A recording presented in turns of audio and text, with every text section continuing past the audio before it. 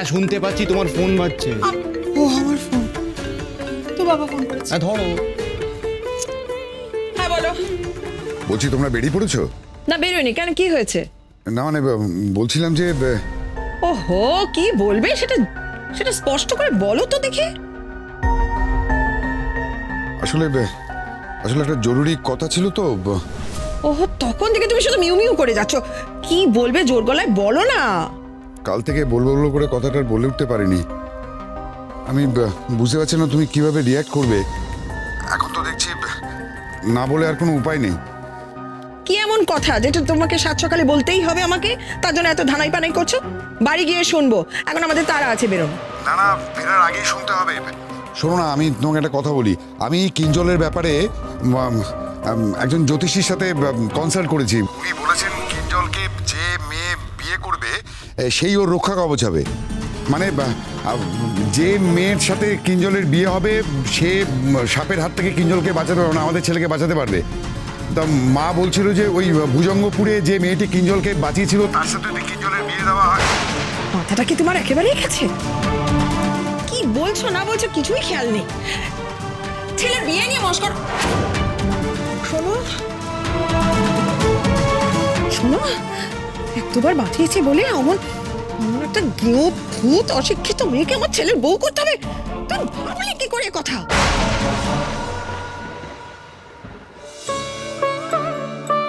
আরে মা, পঞ্চমী পঞ্চমী মা, শোন শোন শোন, কইছিলাম কি পুজোর জোগাড় হয়ে গেছে তো? হ্যাঁ গো বাবা, এই দেখো না আমার আলপনা দেওয়া শেষ। এখানে বাকি জোগাড় করে রেখেছি। ওই যে দুধ, গঙ্গা জল, বেলপাতা, কুচো ফুল, বাকি ফুল সব রেখে দিয়েছি। ও বাবা, মাকেও কয়েছি আমার পুজোর জোগাড় তো সব শেষ করে ফেলেছি। ওই একবার বড় বাড়ি থেকে ঘুরে আসবো, বাবুর খোঁজ নিয়ে আসবো। ওনাকে ভালোভাবে গ্রামের সীমানা পার করিয়ে দেওয়া তো আমারই দায়িত্ব, তাই না? হ্যাঁ বলছিস, ঠিক আছে ঠিক আছে, আচ্ছা আচ্ছা আচ্ছা। মা পঞ্চমী, শোন শোন শোন, কি হয়েছে বাবা? আমি বলছিলাম যে এখন আর তোর কোথাও যাওয়ার দরকার নেই। দেখ, কালকে নীলকণ্ঠ বাবার পুজোর সময় কত বড় বিঘ্ন ঘটলো, কিন্তু তুই দেখলি তো নীলকণ্ঠ বাবা নিজে এসে তোকে ফেরানে বাঁচালো। তাই তোর এখন উচিত নীলকণ্ঠ বাবার পুজোটা মন দিয়ে করা। আর দেখ, বড় বাড়ির লোকেদের যদি কোনো বিপদ হয়েও থাকে, অসুবিধে হয়ে থাকে, ওরা নিশ্চয়ই আমাদের এখানে চলে আসবে। কিন্তু বাবা, একটিবার না গেলে যে। পেন নাম ঠাকুর মশাই, বড় বাড়ি থেকে আসছি। বড় বাড়ি থেকে এক গণ্যমান্য অতিথি এসেছেন আপনার সঙ্গে দেখা করতে। মন্দিরের বাইরে যা কাদা, ওনার দুপা পুরো কাদায় মাখামাখি হয়ে গেছে। দয়া করে তেনার পা দুটো যদি একটু ধুইয়ে দিতেন। বড় বাড়ি থেকে এত সকালবেলা সেখান থেকে কে এলো বাবা?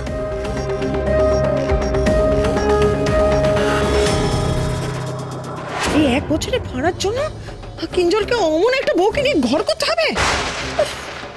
দেখো দেখো বৈমন্তী, মা বলছিল তাই বলছি। দেখো, ছেলের দিকটা তো আমাদের এখন দেখতে হবে, তাই না?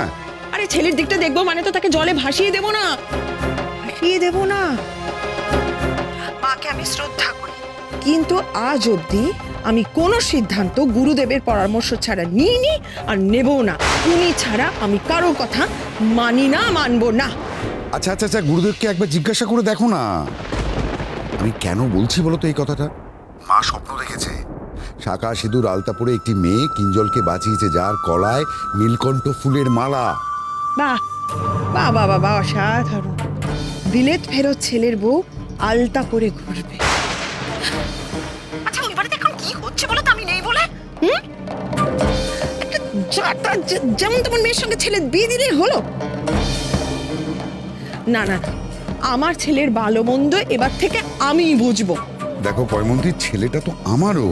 আমি তোর ভালো ভেবে এই জ্যোতিষীকে। গুরুদেব ছাড়া অন্য কাউকে কনসাল্ট করার সাহস হলো কি করে তোমার? কোথাকার কে জ্যোতিষী, তার কোনো বিধান আমি মানি না।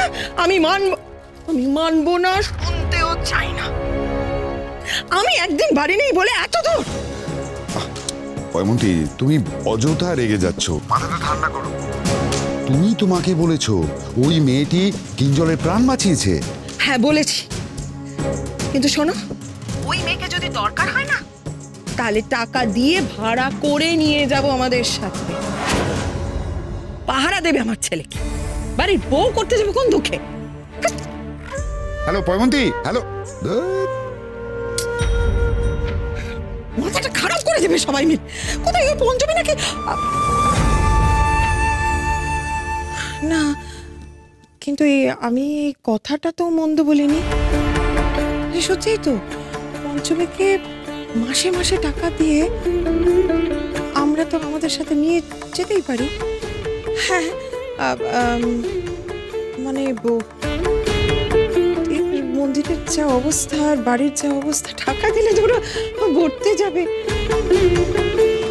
1 বছর থাকবে, কিঞ্জলের সাথে ছায়া হয়ে ঘুরবে, তারপর ভাড়া কেটে গেলেই ফেরত চলে আসবে। গুরুদেবের কানে কথাটা তুই দেখি উনি কি বলে।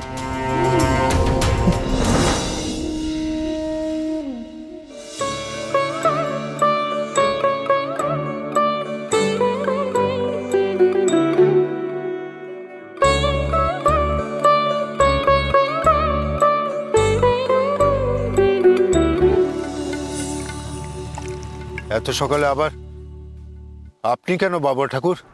আপনি কেন এসেছেন? আবার পঞ্চমী মায়ের কোনো ত্রুটি খুঁজে পেয়েছেন? গুরুদেব, গুরুদেব, গুরুদেব, গুরুদেব কোথায় আপনি? কি হয়েছে দিদি? বলছি গুরুদেব কোথায়? উনি তো ঘরে নেই দেখছি। আমি জানি না তো। তো সকাল সকাল গেলেন কোথায়? আচ্ছা দাঁড়ান, আমি আমার গুরুদেবকে জিজ্ঞেস করছি, উনি হয়তো জানতে পারেন। দাঁড়ান, এই তো গুরুদেব, বলছি যে আচ্ছা বড় বাবা ঠাকুর কোথায় আছেন আপনি বলতে পারেন? না, আমি তো ওনার ঘরে এলাম কিছু কথা আছে বলে। উনি ঘরে নেই। এত বড় একটা ভাড়া কাটলো, তারপর উনি কোথায় গেলেন? ও দিদি, দেখুন না আপনাদের বাড়ির অন্য কোনো ঘরে আছে কিনা। আমি দেখছি। হ্যাঁ, বড় বাবা ঠাকুর কিন্তু বাড়ির ওই দিকটাতেও নেই, আমি কিন্তু দেখলাম না। আমার কি মনে হচ্ছে জানো মা, উনি বোধহয় সাপের ভয়ে বাড়ি থেকে পালিয়ে গেছেন। ওনার নাকি আমাকে আগলে রাখার কথা, নিজেই পালিয়ে গেল। শোন, কথা না বাড়ি, ওনাকে একটা ফোন করতো। আমি করবো? হ্যাঁ কর না।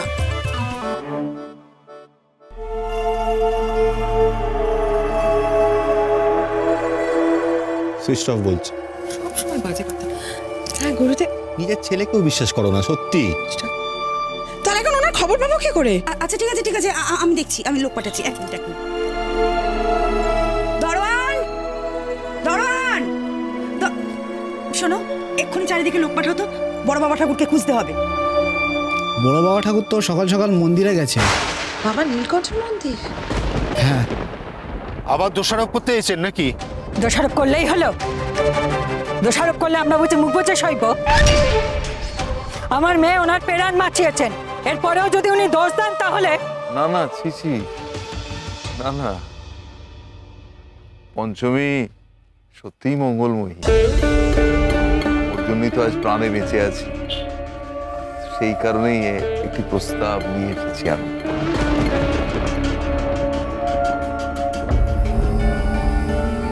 আপনি কি প্রস্তাব নিয়ে এসেছেন বাবা ঠাকুর? বাবা চলো, বাকি কথা মন্দিরের ভেতরে গিয়ে হবে। তোমার তো পুজোর সময়ও হয়ে এলো, তাই না? সেই ভালো, আমিও আজ ঠাকুর মশাইয়ের সঙ্গে বাবা নীলকণ্ঠের আরতি করব, তারপর আর আশীর্বাদ নিয়ে প্রস্তাবখানা বলবো। বড় বাবা ঠাকুর, আপনি আজ আমাদের মন্দিরে আরতি করবেন? একা যেতে ভয় পাচ্ছিলেন বলে শম্ভুদারণকে সাথে নিয়ে গেছেন। এই রে, কাউকে কথাখানা জানাতে বারণ করেছিলেন উনি, কিন্তু আপনারা চিন্তায় পড়েছেন দেখে বলে ফেললাম। আচ্ছা ঠিক আছে, তুমি এবার এসো। হঠাৎ উনি কাউকে না জানিয়ে বাবা নীলকণ্ঠের মন্দিরে কেন গেলেন, যেখানে তো সাপের ভয়? সেটাই তো ভাবনা। গেলেন যদি, তাহলে জানাতে বারণ করলেন কেন?